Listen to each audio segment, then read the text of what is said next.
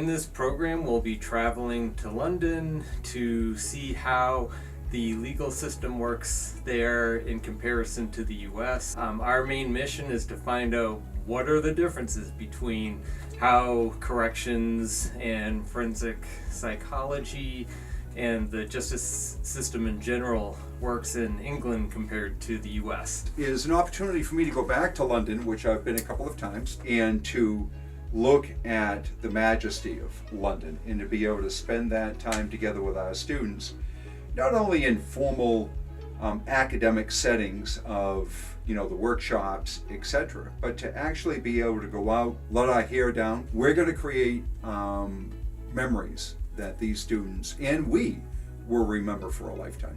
We hope you'll join us for this really fun trip.